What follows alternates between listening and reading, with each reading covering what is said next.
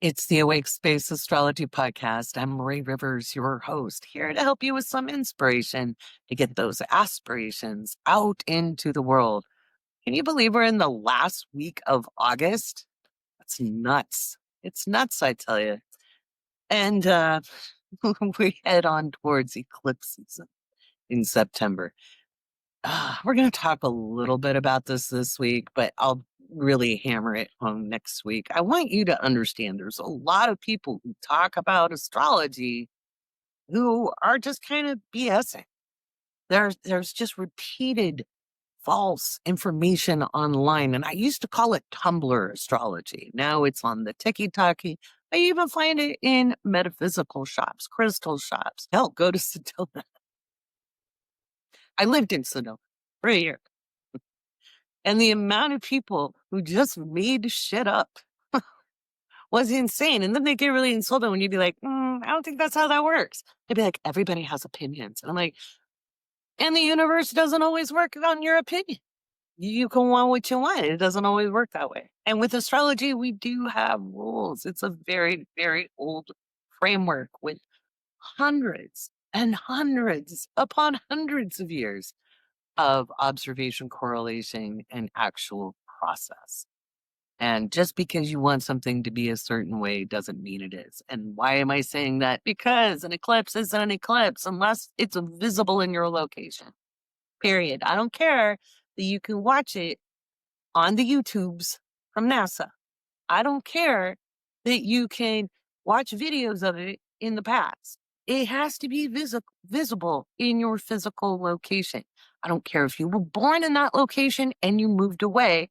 It is only an eclipse if it happens where you can watch it with your naked eyeball. Period. So stop freaking out. I have things to say about it.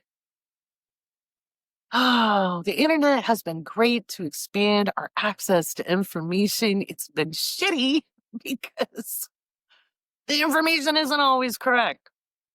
So that's why we look for old books and we read really old books, not 1960s old, like 1500s old, things like that. Doesn't mean they're 100% accurate either, but you got to use your discernment and your critical thinking. Don't buy into it. I don't know why people like to get scared.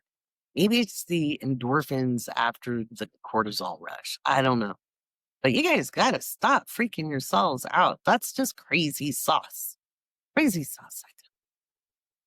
So now that I've gotten that out of my system, how are you?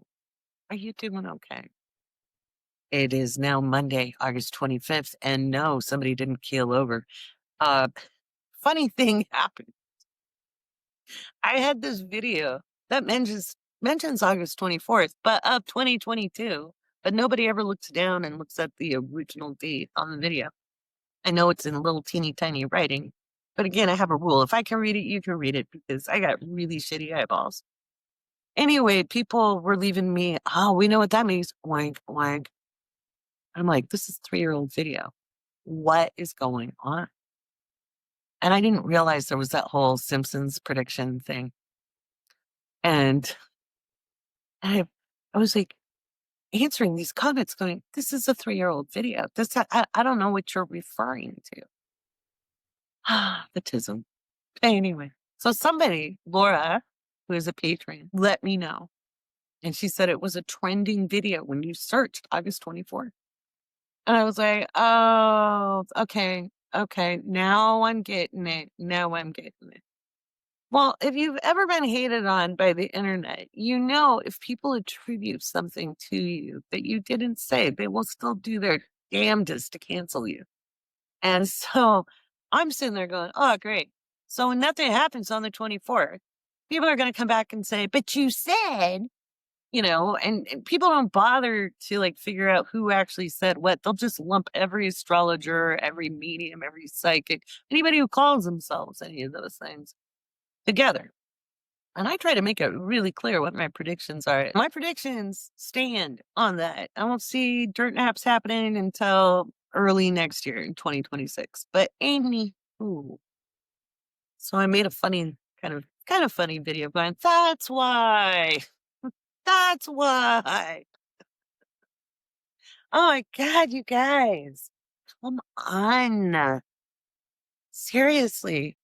I know it would be satisfying, and trust me, I'll throw a party, but it's not in the cards in this moment. We're watching the health crisis I predicted. Everybody always thinks it's going to be this instantaneous moment, and it's like modern medicine doesn't allow for those instantaneous. Man, I wish I knew what medications were there because then I could apply astrological significance to it. I could be like, all right, what rules that? Okay, we can figure it out. I'm not privy. I'm not privy to that information. So rude. Anyway, I'm gonna move my mic this way. There we go. And then I don't have to that's why I keep looking over. I'm like, I don't know, is my mic right? But anyway, here's where we're at. Last week of August of 2025. Just had that new moon in Virgo, which was part one of a two-parter that happens around the 21st of September, which is also a partial solar eclipse. And again, we'll talk about this more in September. But remember, an eclipse is not an eclipse unless it's visible where you live. And I'll do a whole thing on eclipses. I tend to most years where there are eclipses. Um, they come in pairs. You know, they're not the big deal that they are, but they're not on a personal level for most people. So you might be indirectly impacted by them, but people don't make so much. They do, and it's so frustrating to me because it's if you can prove it, it's not an opinion. If you can factor it out and show your work, it's not an opinion. Opinions are not based in fact. You can have a fact-based opinion, but if you can't show the facts, it's hot air. It doesn't matter. That's like arguing over pink or blue is better. There's no wrong answer there. Okay, you can't factually prove something. Uh, help me. Anyway, so I'm on one. I'm on one, I tell you. My excuse is the moon went over my Pluto. So if you don't understand what I'm talking about when it comes to the astrology, because I know I have a whole lot of listeners who are like, I really like what you have to say, but when you talk astrology, all I hear is blah blah daisy. I've got an event August 29th where the real medium Matilda is going to be my guinea pig, my student. And it's called How to Make Sense of Your Astrology Chart so you can understand what Laurie's talking about. It is not a how to read astrology charts class. I am going to help you identify parts of your chart and I'll be answering questions. And Matilda's really good at asking questions. She really doesn't know a whole lot about astrology, except because she's had to listen to me go on about it. So she's kind of like the perfect person to do that. And so it's going to be fun. All right. It's a lighthearted romp through the astrology chart. If you're a patron of mine at the $15 level or up, you get in for free. And pretty much it's unlimited tickets because if you can't get into the Zoom webinar, it's capped at like 500. It will stream onto YouTube. Okay. So there we go. And I'll have Alicia watch the YouTube streaming if people are, and it's a private YouTube. It's not out to the public. Okay. So you can ask questions in the chat. Alicia's going to be monitoring. But even if you know astrology, this is going to be pretty fun. If you don't understand astrology and you want to know more, it's $15. It's $15. It's like 2 hours. It's better than streaming a show on Netflix or renting a video from Blockbuster. Oh, oh, oh, there we go. So you can sign up for it through the link in the show notes. That's going to be fun. People keep asking me when it's going to get better. Better is relative. Better for who? We're watching massive systemic change. we would be going through massive systemic change one way or the other because people have to show up and be involved. And so it gets better when we make it better. It's probably going to get a little gnarly before we see a lot of improvement. And I'm watching more people stand up for the right thing. Unlikely people, people who used to just get up, go to work, go get a burrito or something after work, go home, play a video game, go to sleep. I'm watching people like that really show up in their communities. People who might have been considered a 90-pound weakling, or, these aren't big, burly people, the warrior class. These are people who are probably desk jockeys, you know, or people who had to mind their own business are showing up. They're taking videos of activities. They're warning their neighbors. They're showing up and challenging authority legally and correctly. They're showing up to public meetings. They're helping more in their favorite projects and community organizations, whether it's going to the library and joining the library board or joining the friends group, showing up with school supplies for school kids, making sure the unhoused have socks, a little money, some water. That's very cool. Helping people move forward in lives. More people than ever are involved in mutual aid. More people than ever are organizing their voices together to raise up together. And that to me is the thing we need to look at. We need to celebrate who's showing up instead of complaining about who's doing the harm. And first of all, these guys get off on people going, oh no, don't do it. They really do. We can taunt them because they don't like to be laughed at. But what they really hate is people celebrating, people understanding not only their right to come together in community in the United States, their duty to be civically involved.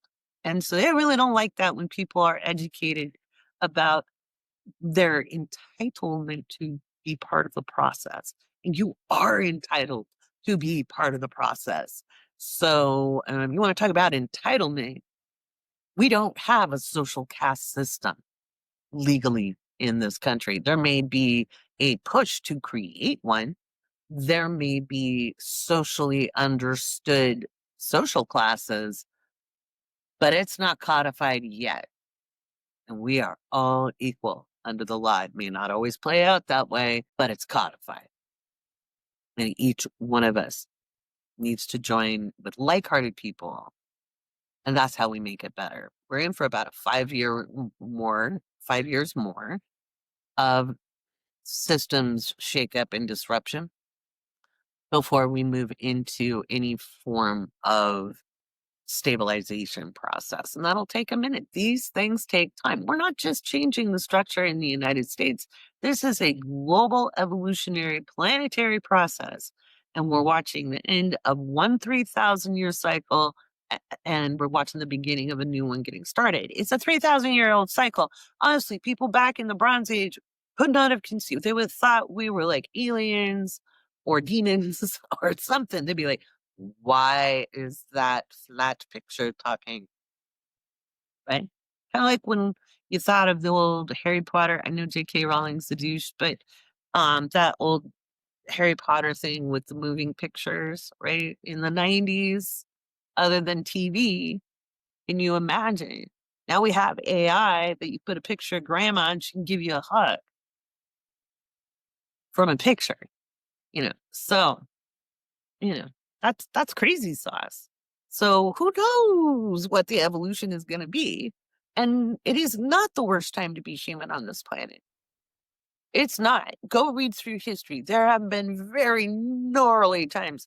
In fact, it's never been easy to be human on this planet. We love to talk idyllically. But there has always been different kinds of diseases, different kinds of climate disasters, and I'm not denying climate change. Climate change is our biggest problem. But we have faced over the last 300,000 years some gnarly times. And you are the product of that. You are a descendant of people who managed to survive, at least long enough to breed, survived intense circumstances, challenging, challenging landscapes, famines, conflict of one kind or another, whether you were battling against nature or you were battling a neighboring village. Humans are resilient, and resilience isn't strength, it's adaptability, it's the ability to bounce back after challenging circumstances.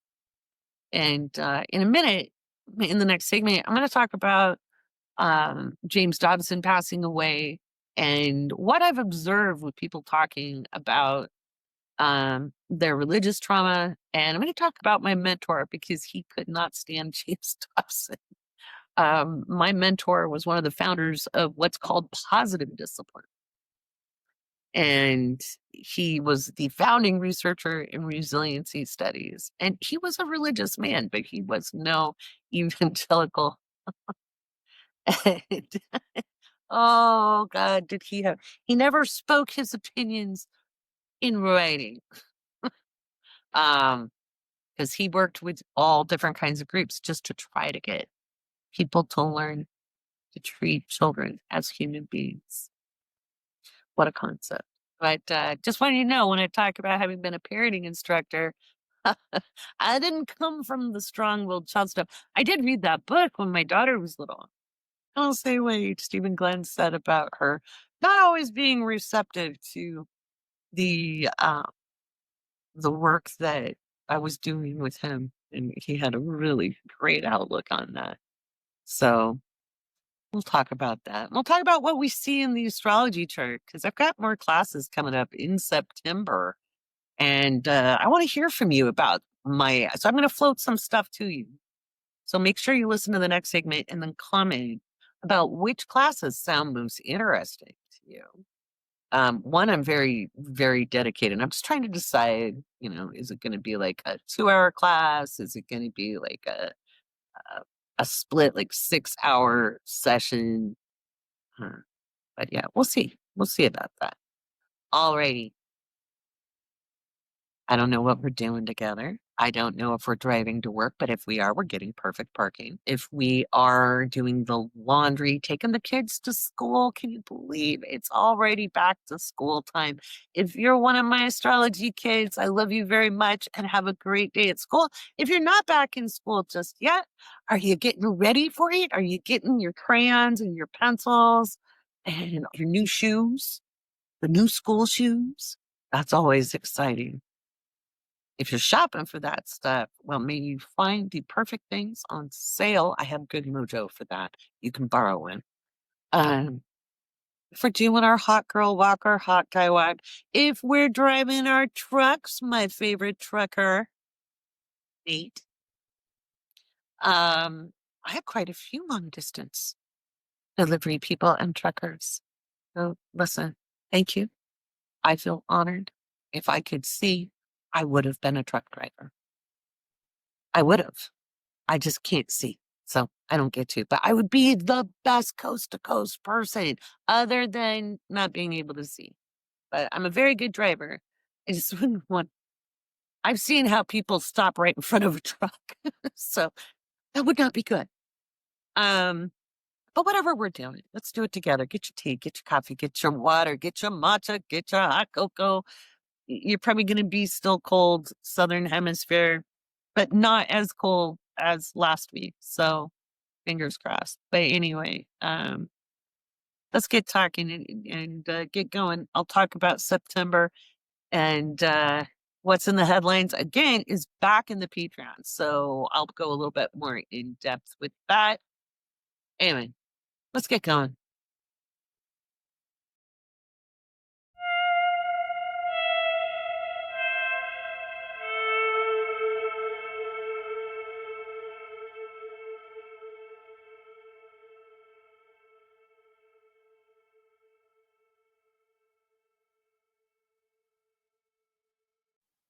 So James Dobson died May he dance with Kissinger in Iron Shoes in hell.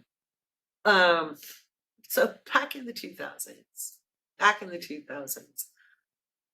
what Sarah was like 7, Yusuf was like what 4, and Sarah has always had a mind of her own, and she was born that way. I didn't model that behavior. She came out knowing her own mind. She was picking her own clothes out at 10 months old. She drew her first happy phase at 18 months. Yes, talent does not fall far from this tree. Um, and Yusuf was busy. It was more like Curious George. Wasn't ever naughty. He was just a busy little guy. He's got 5 personal placements in Gemini. His Mercury and his Mars are conjunct. Oh, and having been raised like many of my Gen X compatriots, now I wasn't a latchkey kid. I wasn't. And I had a large extended family.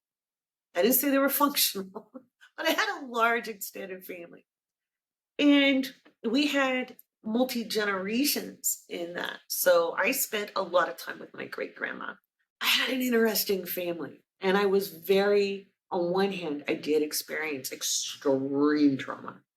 And on the other, there were people who very much supported me and found me valuable and loved me. So it was a bit split on the good and the bad. What was good was exceptional.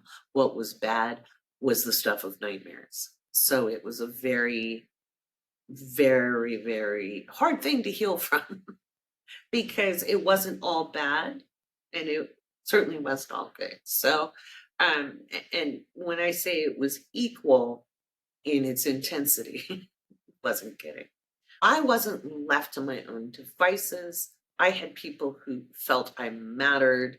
I had a very strong understanding of they call it your locus of control. So I had a very strong internal locus of control.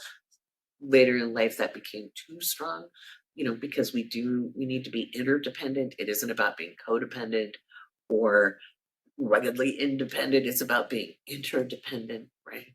And it's a lifelong process. So when I met H. Stephen Glenn, PhD, I had been working like many of my compatriots. We either chose to be very involved parents or they repeated the mistakes of their family, right? And so I had read all these parenting books.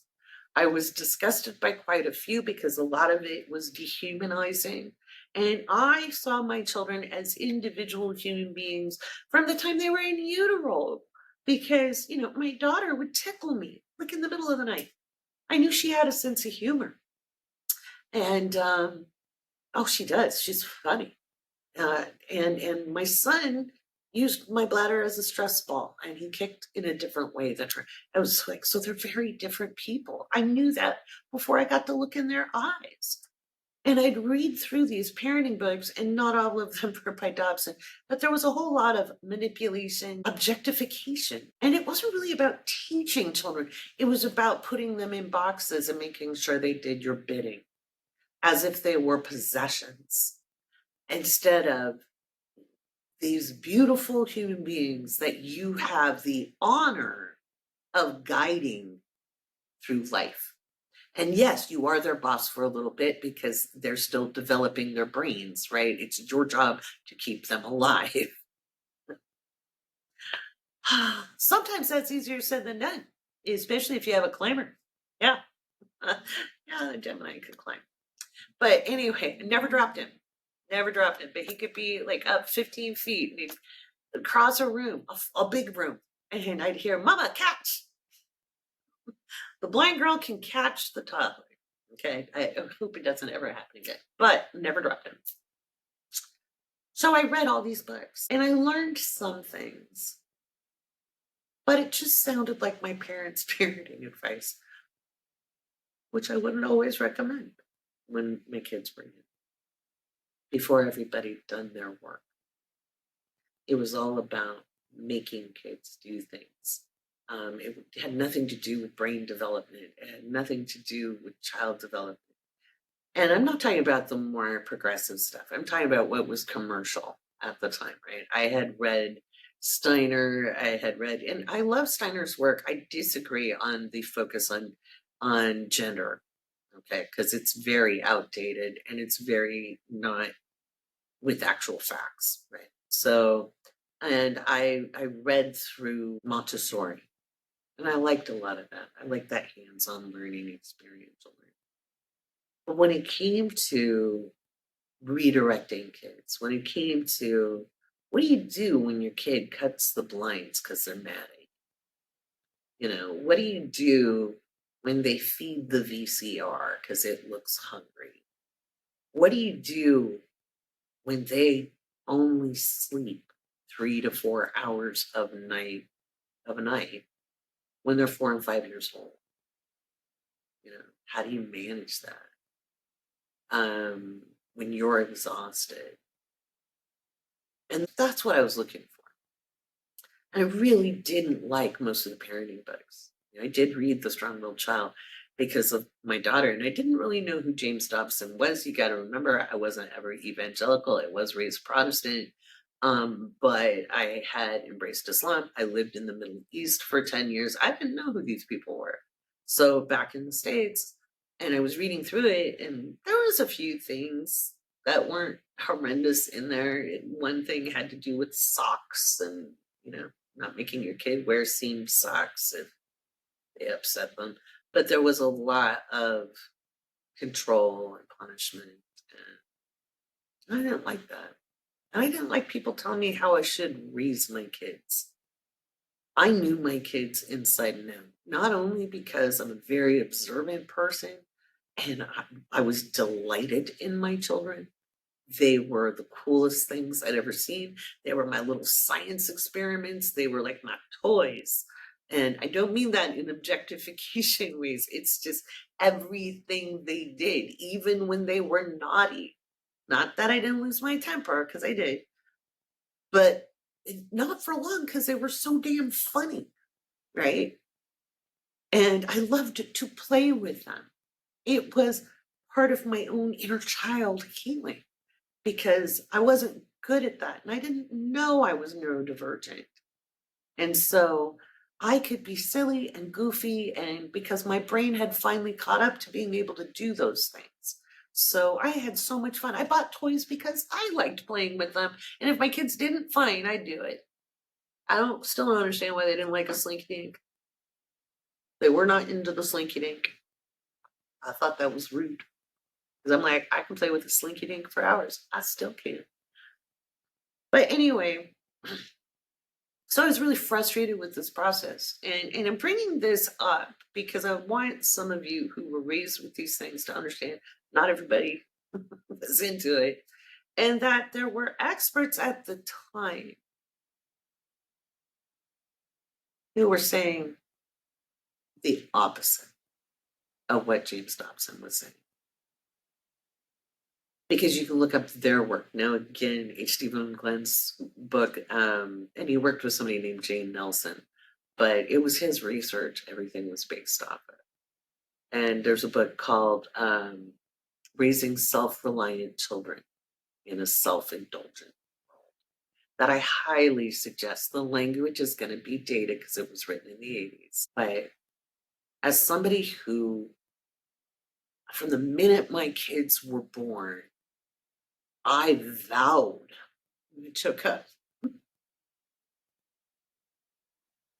I vowed that everything within my power would be done to keep them safe.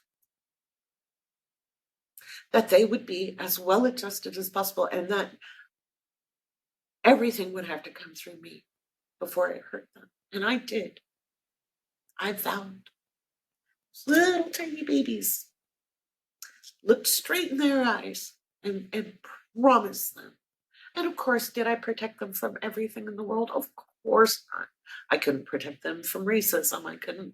I never thought they'd live in the United States, but even if we had lived in Bahrain while they grew up, they would have been hammered for being part American. They would have, because that's what human beings do. But I swear I'd keep them safe from physical harm. And I did. I did. psychological harm. Mostly. I'll pay for the therapy and have done. So when I went to the Stanwood Family Resource Center and I offered to volunteer to read to the ECAP preschool kids because I wanted my son to have a little socialization, but I didn't feel like he was ready to go into daycare or school. We weren't that far out of a traumatizing event, and he wasn't ready to be shoved away from me, right? So both kids were pretty scared to be away from me. And my daughter was a little bit older and she had been used to going to school, so we went with the normal routine. But my youngest had not. So I was like, this is a good way to introduce social activities without having to deal with the very hard weaning. And in the 90s and early 2000s, most people's thought was, well, just make him do it. He'll get over it. And I was like, probably won't get over it. We don't get over things like that. You have to gently expand the experiences. So I ended up being a volunteer there, and they asked every single volunteer to take a course called Developing Capable Young People. It's also called Developing Capable People. He had to add the young so they could get grant money for parenting courses because grantors can be a little obtuse.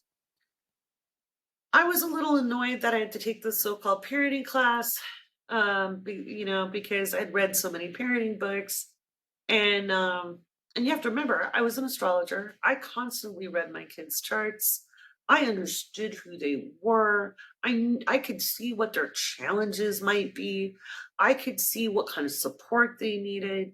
I could understand what I needed to do for me to be a better mother to them. And so I was a kind of ahead of the game in understanding children, plus my love of all things human consciousness. I had studied, brain development, human development, et cetera, et cetera.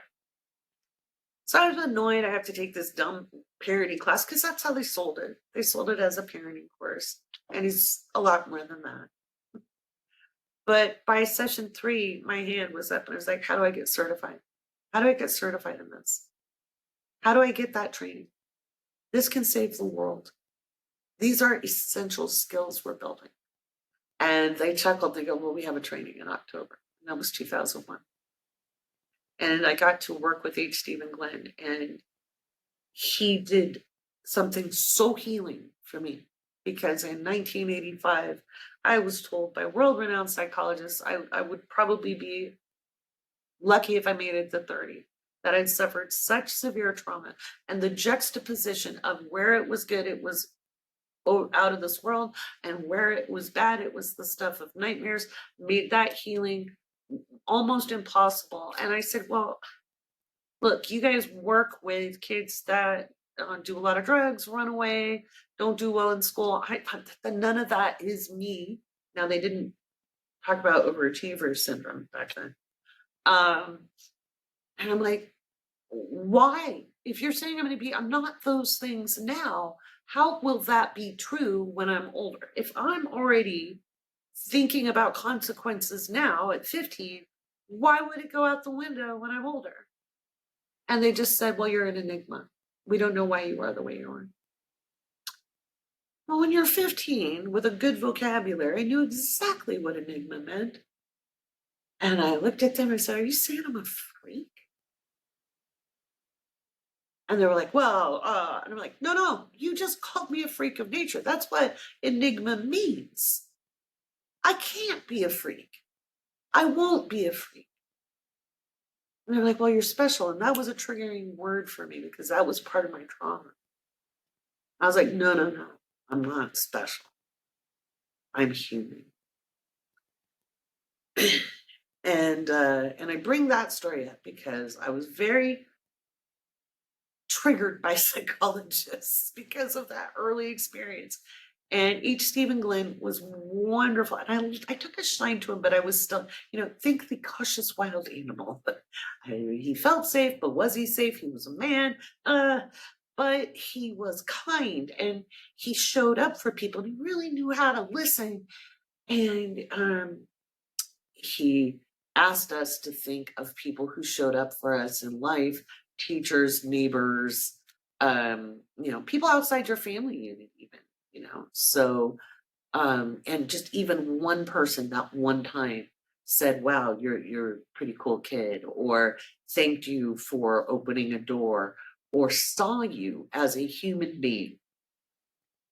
And as I started counting, so many teachers, so many strangers, so many right time at the right place people had done enough to offset the stuff of nightmares.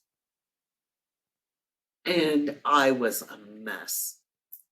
I sobbed and I sobbed and I sobbed, and I couldn't move. I was waiting for everybody to leave. It was the end of the day's training, and everybody was leaving this little auditorium. And I had my head down, and my hair has always been about this length, sometimes a little longer. And I had my hair over my face, and I was trying to control the racking sobs because I realized that I wasn't a freak. He had gifted me with empirical data to show why I'd made it to past 30. I was 32. I'd made it past 30. A lot of my friends hadn't. I lost a lot of friends to suicide. I lost friends to drugs and alcohol. I lost my beloved. I lost the father of my children to health conditions that went undiagnosed and self-medication. It was rough. And I kept wondering, why me? Why am I still here? And Stephen Glenn sat next to me. I hadn't noticed right away because I was busy focusing on trying to look through my hair to see if people had left, so I could finally let out a wail that was built in my chest. He sat very quietly, and I finally noticed him. He said, "What's going on?" And out came the wail, and I couldn't speak for a minute. I was heaving, and I said, "They said I was an enigma, and you just proved I was normal and we're designed to heal." Makes me cry. Because that was a really big burden. Imagine carrying that half your life. I look back at that young lady who was the same age as my daughter. Oh, I'm getting all emotional. There's a cancer. And that man, with his research done the year I was born, that the psychologists could have had access to because it was done for the US government. And he sat there and he listened. He said, "You're not a freak." So I just figured that out. I always said human beings could heal. And he goes, "Absolutely they can." Because what they did was unconscionable. My God, what a burden to put on your shoulders. And we just talked for maybe an hour, just the two of us. He even reached out his hand, didn't offer to grab mine, just put it out if I wanted to put it in. And he and I held hands as we talked through it. And I said, "I have studied everything I can. And you just handed me the Holy Grail. Because I'll be damned if my kids."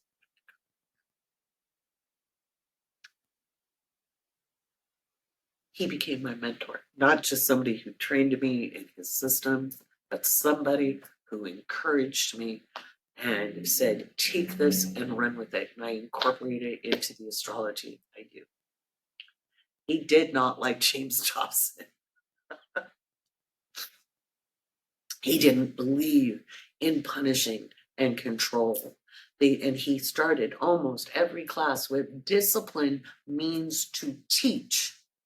Punishment only teaches people to avoid pain. And it is at the root of addiction. It is at the root of the social behaviors that cause people to be incarcerated. He had been trying to stop the pool to prison pipeline. That is why his research got quashed. You can look him up, H. Stephen Glenn, PhD. Man who let me know I wasn't a freak. I mean, I knew, well, kind of didn't know, because I've always been weird. I understand you've been through trauma. I've lived it. I've lived trauma. And I think religious trauma is unconscionable because for me, being able to lean into belief when I was a very small child was life-saving. And as I grew and I began to understand comparative religions, when I embraced Islam, I understood things in a different level because I had not been so damaged in early childhood on belief.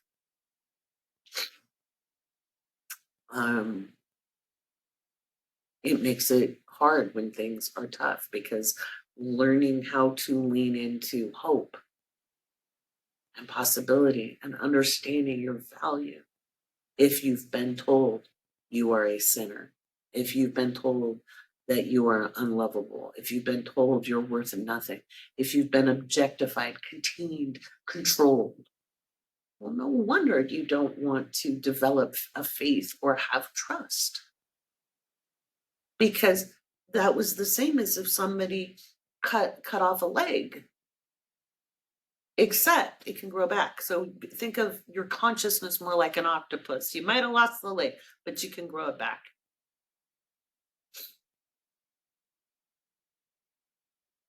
It hurts me to think that people have been treated so poorly and objectified. And that's why I do what I do.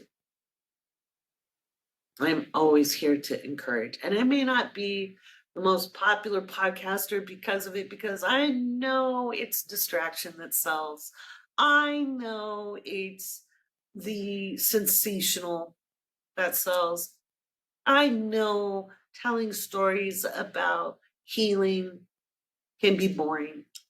And I know I don't have a wee wee. So there's that one.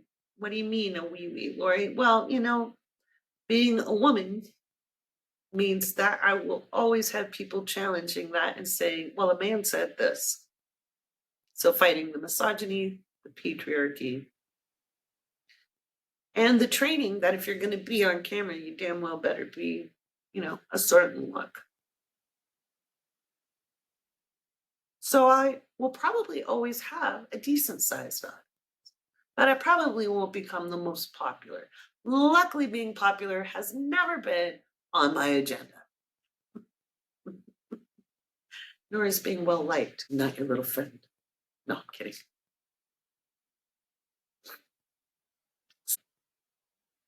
If you were traumatized, I'm so sorry. If you were traumatized through the parenting that was pushed out in the 90s and 2000s, there wasn't a lot out there that was different than Dobson. H. Stephen Glenn was one of the few. H. Stephen Glenn was one of the few, him and Jane Nelson.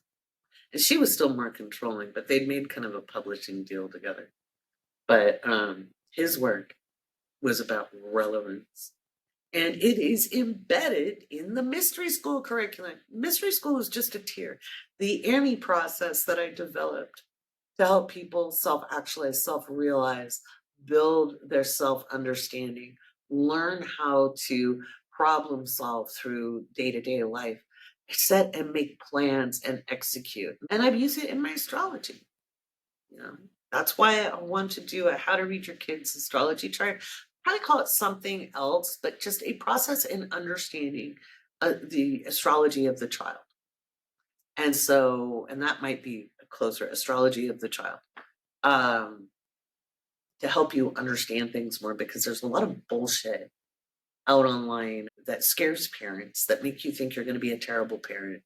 You're already scared anyway, because the ones that don't care are looking at that stuff. And I'd like to help with that. But it's always encoded in my work, because it forever changed me. Forever changed me. To know I wasn't a freak. So, big hugs. So let me know, which do you like? How do I think the astrology of the child. I don't think I'm gonna ask the question. What do you think of the title? The astrology of the child. Because that's something I'll teach in September. Like, I just don't have a title for it yet. I know what I'm gonna teach. So let me know in the comments. Let's do some patron shout outs and then we'll talk about September and I'll give you a heads up on what you can expect since Saturn's going to be moving back into Pisces.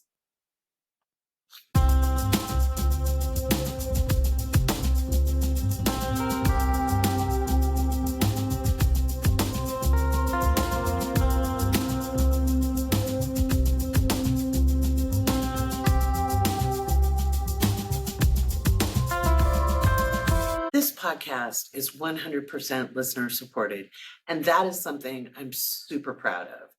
These are the newest patrons to the Awake Space Patreon. That's how you can support this podcast staying ad-free, sponsorship-free. So you can listen along. Patrons get a lot of perks. If you've wondered, why should I join the Patreon? If you want to learn more about astrology, I've got some real treats coming up. I'm going to be in the studio all night recording since my sleep cycle is off. Yay. Thanks, Virgo New Moon.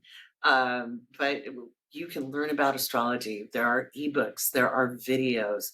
I do live streams. I do a lot of live streams in there, even though Patreon changed it up. So I can't just go live in the chats. I have to do like official. And that's okay. It's not the same. But I think we broke the server a couple of times while we were beta testing it. So, but it's a great community as well. People have been finding each other in their locations. People make friends and we come together. We talk about gardening. We talk about crafting. We talk about life in general, parenting and caretaking. And we talk about our jobs. And when life gets tough, there's the venting chamber. But it's a great group, and I'm pretty drama free, to be honest. I'm allergic to drama, so I like to create community spaces where everybody has a voice, everybody can be seen, and everybody gets to connect. And that's what we need in these crazy times. So without further ado, let's give a shout out to our newest patrons. It's always exciting. And it's a list that lasts for like a month, so you'll hear your name repeated if you joined. Let me find it. Get to where I need to go. Reading glasses on. There we go. All right. Our newest members are Nikki, Emily, Stabby Unicorn, Amber, Mayor Eliza, 728, Paige, Jen, Ganawan, Janisha, Sofa King, Lindsay, Flapper Beaver, or Flappy Beaver, Lauren, Brooke, D. Elta, 310, Andrea, Divine, Sammy, Pre, Lisa, Norman, Michelle, Jillian, Champagne, Becky, Holograve Cosmetics, Nathan, Mona, Nadia, Carly, WP, Jessica, Lisa, Megan, Lori, Brianna, Becca, Megan, Claudia, Sarah, Amelia, or I believe it's Amelia. Let me know if I pronounced your name wrong. Letty, Alma, Amelia, TJ, Alyssa, Jackie, Sarah, Mia. Whoa, it's Soph, Jacqueline, Chandler and Kristen, Gemma, Nova, Fern, Sandy, Maylin, Sean, Misha, Marissa, Amanda, Sarah, Jessica, Ray, Hazel, T, Brandy, Courtney, Becky, Amy, JJ, JC, Uncle Kate, SM Janelle, or SCM Janelle, Luna Blue, Judy, Renee, Robin, Sam, Haley, Camilo, Stephanie, Jillian, Denise, James, Billy, Paige, Spiritual Enlightening, Candace, Teresa, Maz, Jess, Denise, Megan, Gabriella, Ashley, Stephanie, Giovanna, Bree, Colleen, Giggles, Jeanette, chimes in, Micah, Melly, Christine, Christy, Lily, Sue, Jenny, Lil, Liz, CD, Karina, Cheryl, Janelle, Karen, Teresa, Jacqueline, Robin, Katie, Abriel, Janice, Katie, Kareen, Bees Knees, Christine, Anna Marie, Brianna, Jonna, Melissa, Amanda, Carolina, Jamie, M. Ryan, Sarah, Debbie, Rachel, Bailey, Sonia, Summer, Shania, Jean, Carolyn, Courtney, Dana, Christy, Jen, Bridget G, Shannon, Audrey, Spooky Latte, Elizabeth, Beam, Susie, Brittany, Sarah, Jenny, Brandy, Zoe, Katrina, Laura, Mary, Bethany, Christopher, Jessica, Amanda, Hillary, Just Us Three, Cynthia, Melody, Beth, Hannah, Ryan, Gab, Vermicelli, Magnifico, Serena, Athena, Alicia the Cynic, Mina, Paloma, Alicia, Caitlin, Kaylee, and Jacqueline. Welcome, welcome, welcome. Hey, I've got a deal going on. I'll talk about it in the next segment. I don't know how many people listen to this all the way through. So I'll talk about the deal. If you sign up for an annual subscription, you've got some special savings coming up in September. Or actually right now. It's on right now through September. From August 24th through September 24th, there's a special savings going on. If you buy with an annual subscription, if you're overseas, that's a pretty good deal since the dollar tanked. So you're probably going to get a better subscription deal if you're overseas. If you're in the UK, Ireland, I know we have quite a few listeners there. We have quite a few listeners in Eastern Europe. So take advantage of the exchange rate while you can and get that special annual subscription. It's available for all of the tiers. All right, let's talk about September and what we can expect.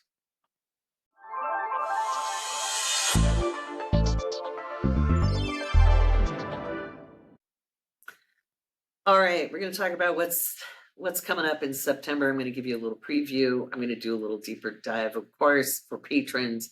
And that's where what's in the headlines is, just because I can be a little more frank and talk about things a little differently behind the safety of the Awake Space Patreon. Again, if you sign up for an annual subscription now through September 24th, you save 25% on an annual subscription. If you're overseas, that's a hell of a deal since the dollar tanked.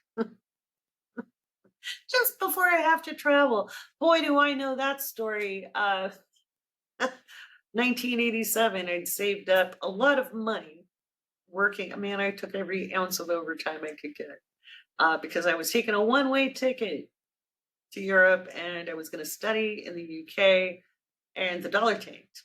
And it didn't just tank a little bit, it tanked a lot. And all of a sudden, everything I'd worked for was essentially cut in half. And I did it anyway. To be 18 again. It wasn't a ton of money anyway. It seemed like a lot because I was 18. But yeah, I survived. I'm not going to lie. When I went to Europe last year with my daughter, I went to the UK and then we did a little traveling and went to the Middle East and where she was born in Bahrain. For the first couple days I was in London, every time we'd go to dinner, I'd be kind of holding my breath. And I realized I was 30 years transported back in time to, if I ate out at a restaurant, I probably didn't have any money left. And I was, every time we'd finish dinner, I'm like, oh, I still have money, It's so funny how we time travel in real life. And it took me a minute to go, you're grown up now. You're not 18 and a starving student. So it was really fun to be able to go do a bunch of stuff I couldn't do because I was broke back in the 80s and into 1990 before I got my first big girl job. But anyway, let's take a look at September. And I'm going to pull up my handy dandy slides from the 2025 year ahead. And if you're a patron, you get access to the 2025 year ahead. I always release the recording about mid-year as a perk to patrons. So the benefit of going to the live event is you get the Q&A. So the next one's coming up in December. But Matilda and I, in October 11th, we're going to do our joint event on what we see for 2026. That's a little different. And get ready, you're going to see some pretty cool videos. We've got some people going through the June event we did where we covered the end of 2025. And they've already found 200 predictions that they can be verified. And they've made some videos for us. So you'll be seeing that soon. But what's coming up in September? So according to my handy dandy slides, September starts off with a pause. It wasn't that nice. It's not really starting off with a bang. It starts with a pause, partly because Saturn is retrograding back into Pisces. So the energy is going to change from the sharp, direct, very fiery form of authoritarianism. We're going back into that murky territory, but it's a little swampy, but it's also a little less high energy. It's going to be surreal. So, but we'll also see structures start to unravel or dissolve. Doesn't mean just the bad guys, it means the good guys too. So we're going to see things are going to get weird, but there's a little bit of a pause. All right. I do think the weather's going to snap. The more I've looked at this, the more I think we're going to go from those extreme highs into cooler weather. Some places are already starting to see things cool down, but I think the west, the west of the United States will probably see a cooling trend. I think it's going to be a wet winter globally, I believe. So I don't know. That's not really helping. So I'll sit back so I can read. Because my computer's over there. And I'm wearing my contacts, so the further away it is, kind of the better. So we could see a little pause, a ceasefire, a temporary truce, or an issue with ocean currents slowing. Looking at the Atlantic for that one. We could also see a storm cycling and not moving forward nor gaining in speed. So if we have a storm system hit like the East Coast or the Southeast, it might just stay over cycling. It may not be a hurricane per se, but it could be a tropical front. It could just be a big storm, and it just may sit there for a bit. That's usually where flooding happens. So keep your eye on the weather first week of September, especially. The pause continues, though there will be extreme weather events, storm fronts, and sorry for scowling. I'm trying to read. And potential issues with viruses or illnesses, as there has been throughout 2025. Just because they're not talking about it doesn't mean it isn't happening. I really expect a bad flu year, COVID to spike, and we could see a couple of other viruses up on deck. So wash your hands, wash your hands, wash your hands. Okay, wash your hands, wear masks. It's not a popularity contest. Okay, just especially if you have to be out and you're also needing to protect yourself, mask up. Especially if you're on an airplane, because even before the pandemic, back in the 80s and 90s, I got the sickest when I would travel on airplanes because people get on there sick. You're in that controlled space, the air is flowing, it's not filtering enough. I don't care what they say. I got the worst bronchitis, the worst upper respiratory illnesses on flights.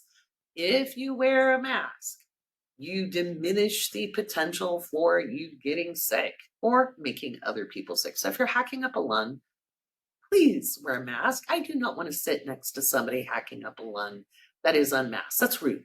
Okay, wear a mask.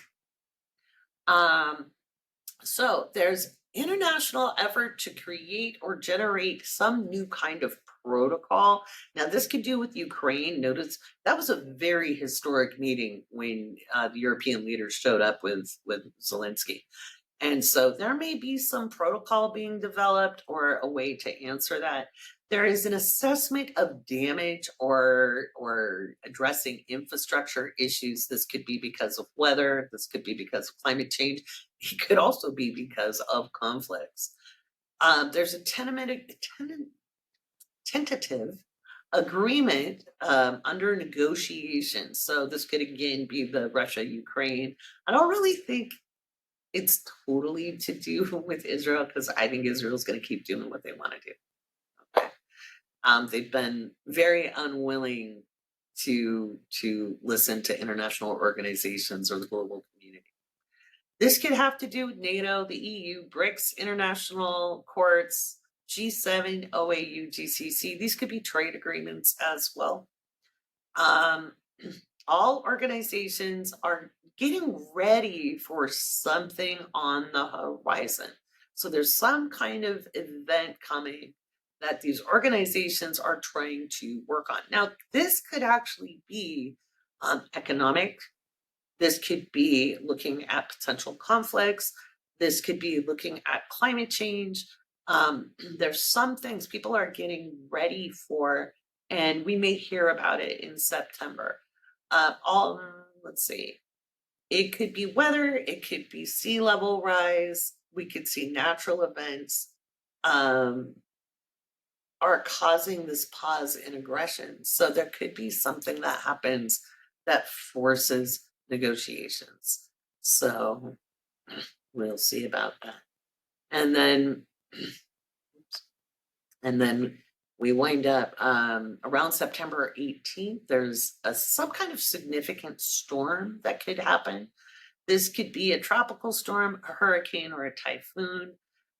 There could be some incredible stories of survival, community, and people coming together with that. The month ends with unseasonable weather globally, meaning the temperature should drop pretty significantly. And negotiations between nations fall apart around the 22nd. So at the beginning of the month, we get a little bit of, oh, they're going to work on it. And by the 22nd, it's like, this could be something to do with Israel, Iran, Lebanon, and or Jordan. And we could see an issue with the leadership in Jordan. And I'll talk about that more in the Patron only. But yeah, so just interesting things going on, getting us set up for October. We do have eclipse season in September, and I'll talk about that more next week. I wouldn't worry too much about these on a personal level. The partial solar eclipse is visible in New Zealand, a strip of Australia, so the part of Australia closest to New Zealand, and then Antarctica. And Antarctica has been getting hit by these eclipses pretty hard, and there is an acceleration of melting of sea ice. So it could be that we are seeing some sea level rise. That as they measure it, they're a little concerned about shorelines and things like that. So that may be what we're hearing about. I did take a look at November 4th of 2025. And we know that California is having a special election, but there's elections every single year, and they do happen on the fourth Tuesday in November. They can be ballot measures, local measures, in every single state. They could be governor's races, it can be Senate races, House races, both at the federal level as well as the state level. You have local matters. It's a very spicy meatball kind of day, and that's a deep dive that'll happen for the $15 and up crowd. Again, so and what do I think is going to happen this week? I don't know, guys. It doesn't get easier for a while, and part of that is calling people into action. All right, and action doesn't have to be pick up a sword or you pick up a pitchfork. It can mean that you're doubling down in your local community to make sure that kids have school supplies, to make sure that families have food, that makes sure that the garbage is picked up. It could be working in mutual aid. It could be showing up to public meetings. It could be being involved as a volunteer with an organization.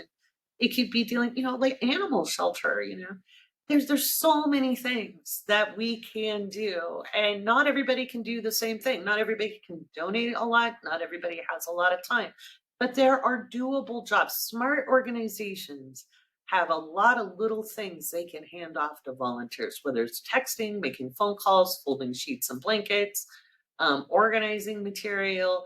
They may need somebody to run a newsletter. You never know, but don't just go in with your ideas, folks. Make sure you go in and find out what is the need. What do they need? How do your skills match up with that? And that helps make things a better place. So we all got to show up. We all got to show up. And in Virgo season, it's a reminder that Virgo is the sign that rules service. It rules service. So there's that. Oh, guys, the times we live in.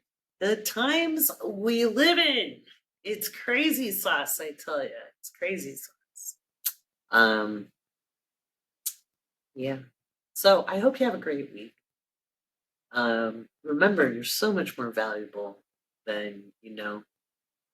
And the more we understand how to radically accept ourselves, the more we can enter in with like hearts with other people. And that's what's going to make things better. I'm Laurie Rivers, and it is always a pleasure to be of service to you. I want to invite you to join the Patreon. If you can't join the Patreon as a paid member, join as a free member so you get alerted of special deals and classes and what have you too. And I put out content there time and again. You gotta remember, I'm a one-woman show, and I have some help. I do, but when it comes to creating the content, I'm kind of it. That I'm the one doing it. So here we go. So I'll be teaching in September, and I really do want to know what do you think of the astrology of the child as a title for a class? Let me know in the comments on Spotify and YouTube. That's where I know I get comments for the podcast. And, thank you for supporting the podcast, even as a listener.